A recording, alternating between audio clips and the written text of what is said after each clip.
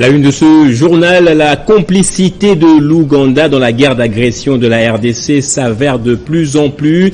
Un rapport non public des experts des Nations Unies présenté en début de semaine au Conseil de sécurité atteste de la présence des troupes ougandaises dans les attaques contre les positions des FARDC. Un invité juste en début de ce journal pour en parler, Blanchard Mongomba. Et à la une aussi, les caucus des députés nationaux de la ville de Kinshasa est monté au créneau pour décrier les pertes en vies humaines après les pluies diluviennes qui se sont abattues récemment dans la capitale. Ces élus avaient été reçus par le président de l'Assemblée nationale, Christophe Mbosso-Nkodia. Et la crise interinstitutionnelle atteint son comble dans les provinces. Au Sud Kivu, le projet des 10 budgétaires du gouverneur déchu a été rejeté par les élus locaux, tandis qu'au Maniema, la situation reste chaotique entre les institutions provinciales et Kinshasa. On se rendra dans ces deux provinces dans ce journal.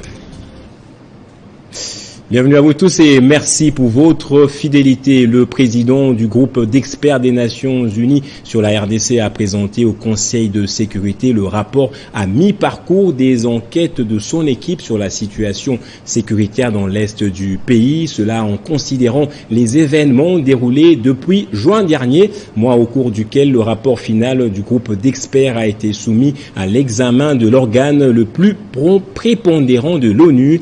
Les Nations Unies disent disposer des preuves de la complicité de l'Ouganda aux attaques armées contre les positions de l'armée congolaise à Bunagana, une révélation qui met finalement à nu le soutien de l'Ouganda au M23, pourtant dénoncé à maintes reprises par des ONG des droits de l'homme, notamment aussi des partis politiques. Pour en parler, un invité dans ce journal, je l'ai annoncé dans le sommaire, Blanchard Mongomba. Il est secrétaire général du Nouvel Élan, parti de l'opposition en RDC. Bonjour et bienvenue à vous. Merci de l'invitation. Je vous en prie en tout cas. Alors vous faites partie, je l'ai dit aussi, des partis politiques qui ont décrié justement le maintien des relations et coopérations entre la RDC et l'Ouganda. Pourtant, il pesait, je dis bien il pesait, des soupçons sérieux de complicité dans l'agression justement de la RDC. Il a fallu attendre justement ce rapport. Est-ce que ça veut dire qu'il faut toujours des preuves extérieures pour que Kinshasa ait finalement de quoi faire valoir? C'est ça, d'abord merci de l'invitation. Je dirais que c'est ça malheureusement la situation dans notre pays, c'est que lorsque nous qui sommes en interne, partis politiques comme le mouvement de la société civile, revendiquant ou dénonçant un certain nombre d'actes et faits qui n'arrange pas la situation interne de notre pays, on a tendance, quand je parle de on a ici, je vois plus ceux qui gouvernent, ceux qui sont aux affaires, ils ont tendance à minimiser nos critiques, nos observations. Et malheureusement, très souvent, ce sont les faits qui viennent confirmer les positions que nous prenons. Ici, je prends le cas de mon parti politique. Vous aviez des preuves aussi, parce que Kinshasa a émis quelques soupçons de la complicité ou de l'implication du Rwanda dans la guerre d'agression, sans jamais montrer des preuves. Aujourd'hui, on a ces preuves des Nations Unies. Vous, est-ce qu'à votre époque, vous aviez aussi des preuves? Non, lorsque on est appelé ou lorsque on se bat, on travaille pour l'intérêt du peuple et que on s'engage dans une telle communication, on ne peut pas s'hasarder sans en avoir de preuves. Mon parti politique vient de démontrer une fois de plus que c'est un parti avant-gardiste parce que par rapport à cette question de l'agression de l'Ouganda, effectivement, les preuves, nous les avions déjà à cette époque parce que je confirme ici que mon parti politique est un parti mieux implanté, l'un des partis mieux implantés sur l'étendue de la République et sur place à Rutshuru. Nos militants, nos responsables nous ont apporté les éléments qui attestaient effectivement que l'armée officielle, l'armée ougandaise, accompagnait les forces négatives du M23 pour accéder ou atteindre certains territoires ou certains cités de Rutshuru. Donc, ce qui fait que, partant de ces éléments, on ne pouvait pas attendre à ce que les experts des Nations Unies les confirment. Nous nous sommes servis de preuves, des éléments probants que nos militants, nos cadres dans cette partie du territoire national nous ont apporté et ça nous a permis à cette époque, je crois que c'était déjà le 17 novembre, lors de notre marche que nous avions lancée sur toute l'étendue de la République, de dénoncer l'implication de l'Ouganda. Et à l'époque, nous avions même exigé l'expulsion pure et simple de l'ambassadeur ougandais parce qu'il n'y avait plus de doute. Mais malheureusement, le gouvernement... Vous aviez préconisé notamment l'expulsion, la rupture de quelques relations, coopération économique bilatérale entre les deux pays. Mais aujourd'hui, on sait que les forces ougandaises interviennent dans la lutte contre les terrorismes ou la rébellion à l'est de la RDC. Est-ce que le pouvoir en place agit conséquemment par rapport à cette situation? Parce qu'il y a les troupes présentes, on devrait les expulser maintenant là. Vous savez, ce que moi j'ai envie de dire, c'est que ceux qui gouvernent aujourd'hui démontrent de plus en plus leur incapacité à pouvoir gérer la chose publique, parce que il faut dire qu'ils ont tous les moyens de l'État. Ils ont le service des renseignements, ils ont le service de police, de l'ANER et autres, mais ils sont incapables de détecter déjà à leur niveau, au niveau interne, que tel pays ou tel autre apporte leur soutien aux forces négatives. Nous, en tant que parti parti politique, nous ne sommes pas dans les institutions, nous n'avons pas tous les moyens. Nous utilisons les moyens que nous avons pour avoir ces éléments, mais à leur niveau, ils sont incapables. Et malheureusement, aujourd'hui, lorsque les experts des Nations Unies apportent ces éléments, nous attendions à ce que le gouvernement soit le premier à monter au créneau pour réagir. Mais malheureusement, jusque-là, il n'y a aucune réaction. Mais nous, en tant que parti politique, puisque nous sommes compatriotes, puisque nous sommes congolais, nous disons qu'il faut de maintenant dénoncer ou exiger les départs de ces forces ougandaises parmi les forces qui accompagnent la RDC dans la partie est de notre pays. Nous avions même demandé à ce que nous puissions rompre avec ces accords de l'EAC. On ne pouvait pas continuer à prendre part ou à participer à cette communauté alors que toutes les forces qui sont là soutiennent les forces négatives. Le pouvoir en place n'a pas encore réagi. On a vu hier le chef de l'État avec le président ougandais vers la fin justement de ce sommet États-Unis et Afrique. Pourquoi le pouvoir n'a pas encore réagi d'après vous? Parce qu'ils visent justement préserver leur positionnement, leur intérêt politique.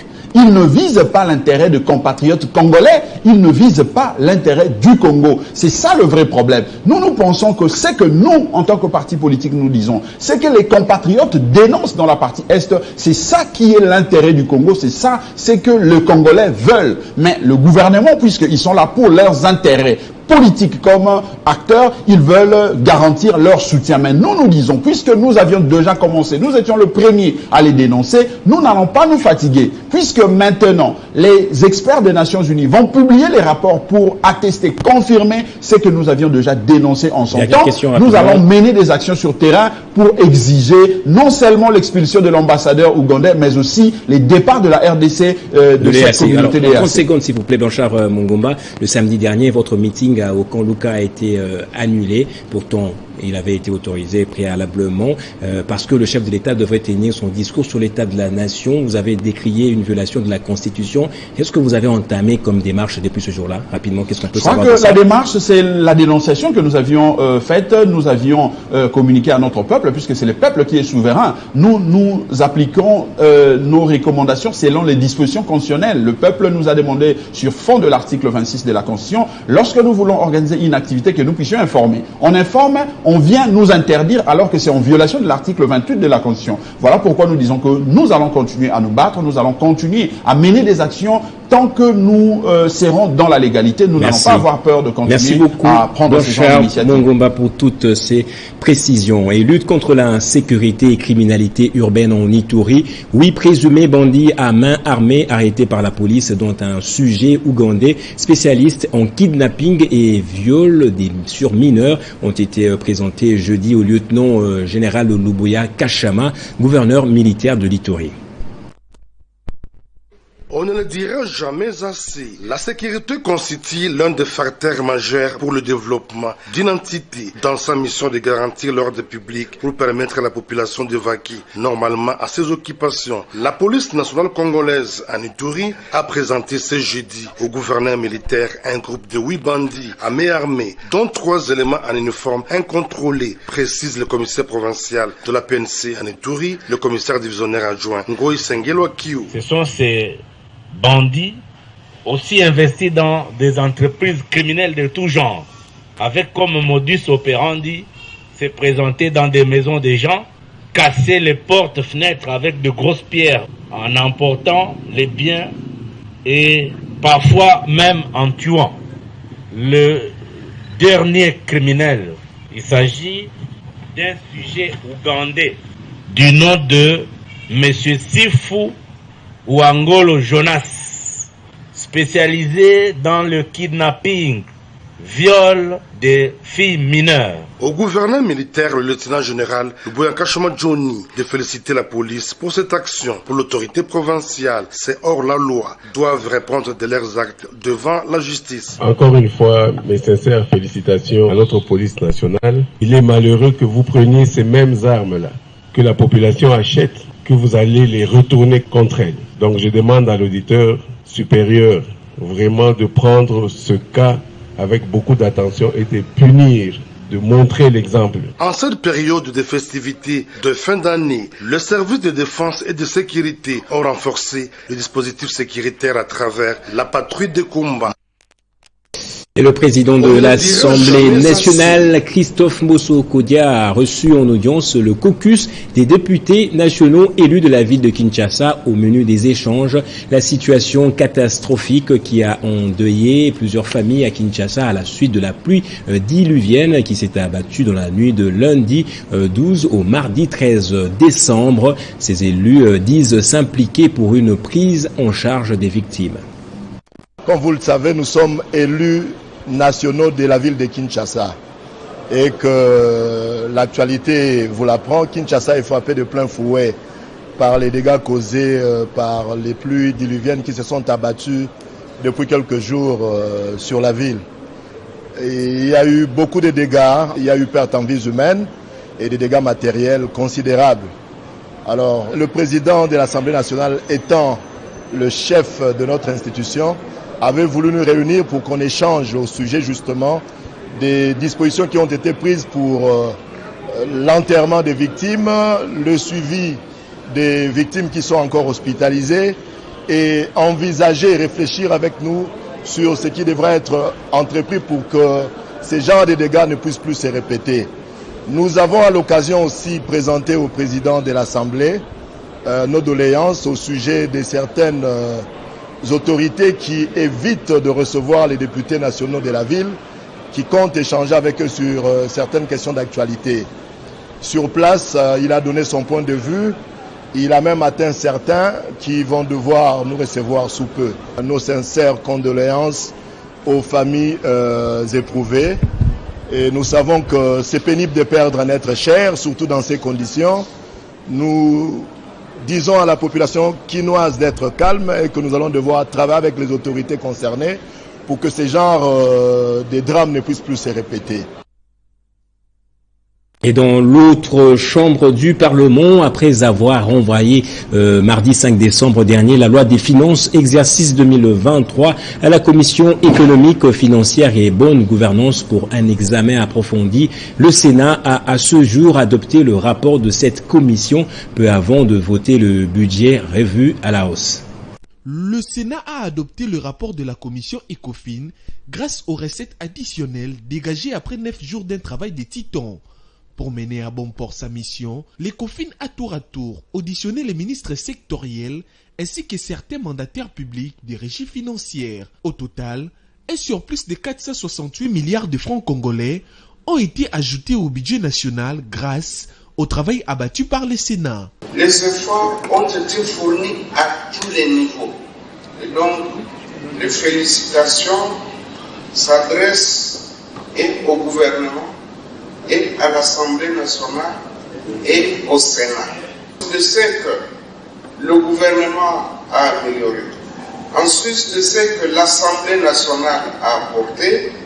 Le Sénat a à son tour apporté un surplus des recettes de 468 milliards de francs congolais. Donc c'est ce qui nous amène finalement au finish à un budget de 32 502 milliards de francs congolais. Étant voté en des termes non identiques avec l'Assemblée nationale, une commission paritaire a été convoquée pour harmonisation des divergences. Outre le projet de loi de finances 2023, voté à l'unanimité par 86 sénateurs ayant participé au vote, la plénière a également adopté, au cours d'un huis clos, le rapport financier du Sénat. Réunis en séance plénière, les députés du Sud Kivu ont rejeté le projet d'édit budgétaire pour l'exercice 2023 sans que le gouverneur Théo Ngouabidje se présente pour défendre le document. Le gouvernement constate avec regret la violation des lois sur la libre administration des provinces, s'appuyant sur les articles 182 et 188 qui stipulent que si l'Assemblée provinciale n'adopte pas le projet d'édit budgétaire déposé dans les conditions prévues, les dispositions du dit projet sont confirmées par arrêté du gouverneur délibéré en Conseil des ministres.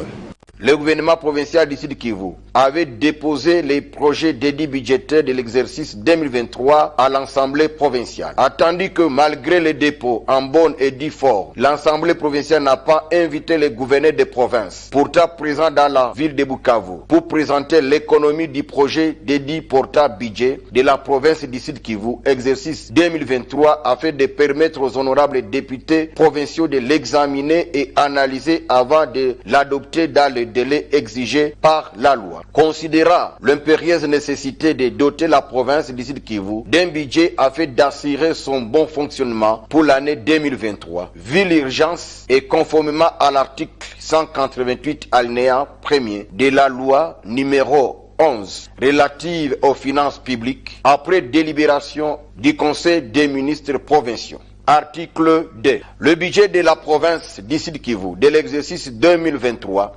est constitué uniquement du budget général. Il est présenté en équilibre tant qu'en recettes qu'en dépenses à la hauteur de 492 milliards 135 millions 797 687,86 francs congolais. Comparé aux prévisions de l'exercice 2022 qui est de 401 milliards 9 millions 49 450,42 francs congolais, il se dégage un taux d'accroissement de 22,72%. Et l'autre crise interinstitutionnelle, confusion générale et chaos dans la province du Maniema. La province passe des moments jamais connus dans son histoire. Face à cette situation, les députés provinciaux de l'Union sacrée se sont opposés à l'immixtion du ministre de l'Intérieur et appellent à l'intervention du président de la République, Félix Tshisekedi. Nous, députés provinciaux majoritaires au sein de l'Assemblée provinciale du Maniema, et membres de l'Union sacrée pour la nation, dénonçons à l'opinion publique tant nationale qu'internationale l'immixtion du vice-premier ministre, ministre de l'Intérieur, avec son club d'amis prédateurs, usant de leur pouvoir et trafic d'influence pour continuer à plonger la province du Maniema dans les gouffres à cause de leurs intérêts privés et égoïstes, qui ternissent l'image du chef de l'État au Maniema. Par son message officiel du 1er décembre 2022, M. Assero, vice-premier ministre, ministre de l'Intérieur, a obligé à tous les membres du bureau, ainsi qu'à son prétendu bureau d'âge, reconnu par lui et constitué par sa propre initiative, d'être attendu urgemment à Kinshasa pour mettre fin à la cacophonie dont lui-même en est l'auteur. Contre toute attente, nous serons surpris de constater dans les réseaux sociaux la fameuse correspondance du vice-premier ministre, ministre de l'Intérieur, adressée à la TMB accordant la gestion des comptes bancaires de l'Assemblée du Maniema à son bureau d'âge. Et parlons à présent de la mise en œuvre du programme multisectoriel de nutrition et santé dans les provinces du Kasaï, Kasaï central, Kwilu et dans le sud. Un atelier d'orientation technique et judiciaire des parties prenantes a eu lieu dans la commune de la Nsélé pour matérialiser ces programmes dans les provinces concernées. Agir pour l'avenir, c'est de cette façon que plusieurs partenaires de la RDC se sont mobilisés dans les programmes multisectoriels de nutrition et santé, programmes qui visent à réduire sensiblement la nutrition sur l'étendue de la République démocratique du Congo. Sur financement de la Banque mondiale à travers UGPDSS, ce partenaire parmi lesquels nous pouvons compter FAO, UNICEF, Invest Plus, UNFRA et PMNS, se sont réunis dans un atelier d'orientation technique et judiciaire des parties prenantes sur la mise en œuvre des interventions du PMNS dans les provinces du Kasaï, Kasaï central, Kwilu et Sud-Kivu. Les assises sont juste un cadre où, entre acteurs, nous allons discuter. Mais au-delà des discussions, il y a des actions et des activités sur le terrain.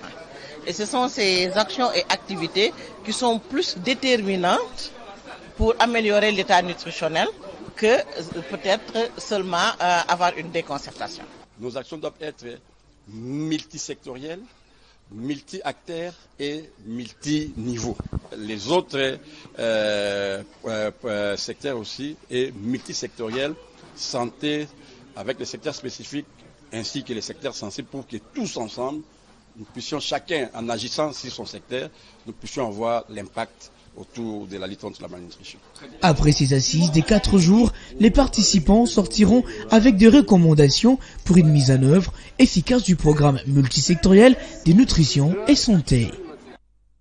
Et c'est depuis 1940 que la contamination du sida est une réalité. Sa prévalence demeure encore épineuse. C'est dans le but d'étudier son éradication dans un futur proche que plusieurs ONG exerçant la matière s'étaient réunies autour d'une table pour aborder la question en marge de la journée mondiale de lutte contre le sida à Kinshasa. En marge de la journée mondiale de lutte contre le sida, plusieurs organisations sans but lucratif œuvrant dans le domaine de santé du genre se sont réunies à Kinshasa autour d'une table pour réfléchir sur la thématique liée au sida. Cette maladie, existant depuis plusieurs années, est restée un fléau qui a conduit plusieurs dans la tombe.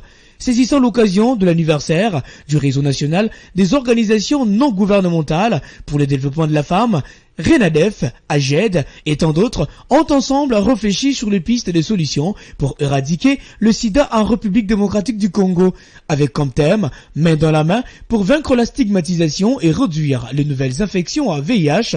Le numéro 1 du Renadef s'est exprimé. Ce travail a produit tellement des évidences parce que dans les temps, les femmes et les filles continuent à mourir du VIH, mais on n'arrivait pas à comprendre que le VIH ou la violence peut être à la base de la transmission du sida. 3600 cas de victimes de violences que nous avons recensés pendant cette période, je crois que c'était en 2009 quand nous avons mené ces projets. 1500 étaient victimes de violences sexuelles et 460 personnes ou femmes étaient VIH positifs. Soucieux de bouger les lignes dans la contamination au VIH, ces femmes et hommes réunis ensemble pensent qu'il est possible d'éradiquer le VIH-Sida en République démocratique du Congo dans un futur très proche. Et puis en France, à Vaux-en-Velin, près de la ville de Lyon, au moins 10 personnes ont perdu la vie, dont 5 enfants dans un incendie qui s'est déclaré la nuit de jeudi à vendredi dans un immeuble de 7 étages. Plusieurs blessés, dont 4 en urgence absolue. Cet incendie pourrait devenir le plus meurtrier de ces 10 dernières années en France. On note que le feu aurait pris dans le hall d'entrée et un canapé sans doute utilisé par des squatteurs au rez-de-chaussée serait à l'origine de l'incendie. Et en sport football, le championnat de la Vodacom Première Ligue se poursuit, prétendant sérieux au titre. Mazembe méconnaissable à Kinshasa alors que V-Club continue de dicter sa loi. Hier, les Moscovites ont battu les Cheminots de Lupopo par 2-1. Images et commentaires de Nathalie Yoko. Un parcours sans faille jusqu'à-là pour les Moscovites quinois qui tiennent avec honorabilité leur rang tenant du titre et unique club congolais restant en lice en Ligue des champions de la CAF pour défendre les drapeaux du pays. Seule la jeunesse sportive de Kinshasa a su tenir tête face à Vita Club cette saison, sinon l'équipe vert et noire de la capitale broie tout sur son passage. Hier, le FC Saint-Éloi Lupopo n'a pas été épargné. Les cheminots de la ville du Cuivre ont été battus sur le score de 2-0, alors que c'est eux qui menaient au marquoir déjà à la 5e minute par Mongolo Pala. Après les citrons, les dauphins noirs de Kinshasa sont revenus pour imprimer leur empreinte grâce aux réalisations d'Eli Panzou qui va remettre les pendules à l'heure à la 57e. Oui, c'est bien trouvé Panzou Eli, la faute de Panzou, l'égalisation de Vita Club. Et ce dernier sera imité par son coéquipier Eric Kabwe-Wabantou qui va profiter d'un relâchement de la défense pour clouer les Lumpa à la 75e. Le centre était Montpellier. Une victoire qui permet ainsi à l'AS Vita Club de consolider sa première place avec 25 points alors que Lupopo Park à la 4e place avec 16 points. Une autre équipe de Lubumbashi est prétendant sérieux au titre. C'est le tout-puissant Mazembe, méconnaissable à Kinshasa. Un seul point arraché par Mazembe sur le 9 possible de la capitale. D'abord, un Mazembe puissant qui offre un point à la lanterne rouge du classement, les FC Renaissance, dans un match soldé par un nul vierge au stade des Martyrs de la Pentecôte, avant de se noyer sur cette même pelouse dans les classicos face à l'AS Vita Club par 2-1.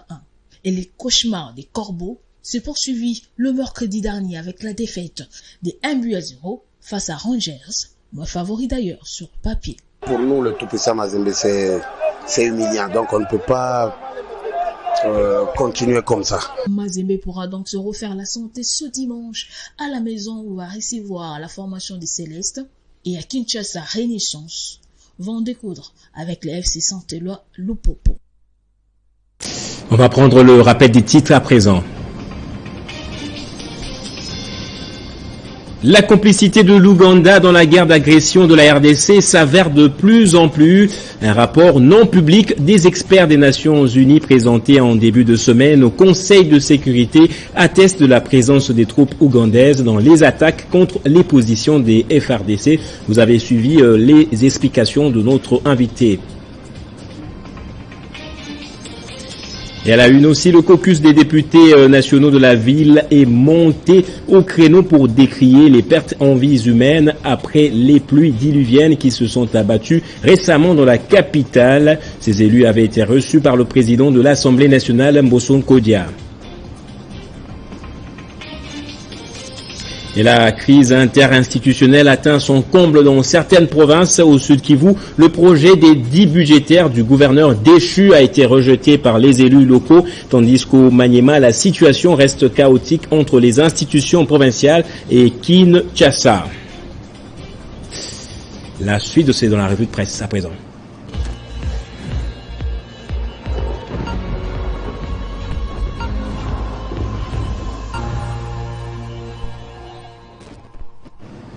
Et on va lire les journaux ce vendredi avec Grace Salambo qui me rejoint de l'autre côté du studio. Bonjour et bienvenue à vous, Grace. Bonjour Gaëtan.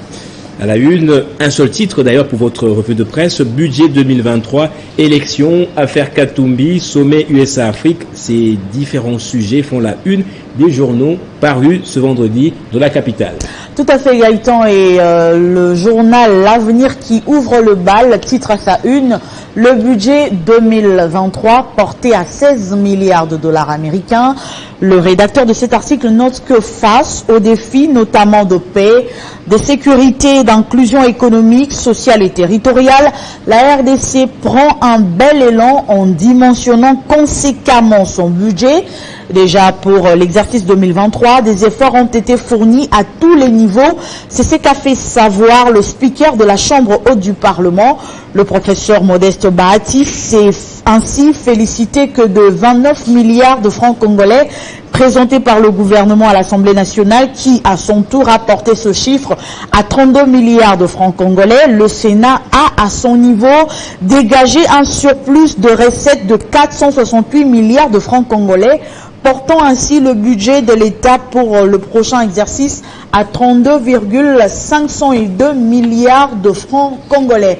Autre sujet d'actualité, comme en 2016, Moïse Katumbi déjà dans les ennuis. C'est un titre du journal La République qui fait allusion au refus de l'autorisation de survol par l'ANER du jet privé de l'ancien gouverneur du Katanga. Selon la vidéo rendue publique, Moïse Katumbi déplore cette attitude dont il ne comprend pas la raison fondamentale. Abordant le même sujet, Ouragan titre à sa une « Katumbi revit le martyr ». Harcèlement judiciaire, restriction de liberté de mouvement. Pour le journal, les ennuis ne font que commencer. Et au sujet des élections qui auront lieu en 2023, Joe Biden donne la consigne selon Africa News. Le président des USA avait réuni mercredi dernier à la Maison-Blanche les dirigeants des 6 pays africains où se tiendront l'an prochain des élections. Les USA renchérit la prospérité, ont promis de rester attentifs au déroulement du scrutin dans ce pays. Une forme de pression contre ces pays africains qui ont choisi d'ailleurs en toute liberté cette voie des élections. À Washington, Félix Tshisekedi refuse de croiser Kagame. D'après Congo Nouveau, en marge du sommet USA-Afrique, un mini-sommet sur la situation en RDC a été convoqué par Évariste Ndayishimiye. Mais le chef de l'État, Félix Tshisekedi, n'a pas pris part à cette rencontre. La raison révèle le tabloïd. Félix Tshisekedi n'a pas voulu s'asseoir autour d'une même table avec Paul Kagame. Et pendant ce temps, Forum des As nous apprend que le plan de Kagame pour éclabousser les FARDC a été dévoilé. En croit ce journal, le président rwandais projette d'infiltrer ses troupes au sein de l'armée congolaise pour massacrer les Banyamulenge et amputer le meurtre aux militaires congolais. Merci beaucoup, Grâce Salamou. Au total, c'est 8 journaux lus par vous. Oui, journaux. Merci beaucoup pour cette très belle revue de presse. Merci. Et c'est par ici que se referme également ce journal. Merci à vous tous de l'avoir suivi. Soyez toujours dans la joie, madame, messieurs.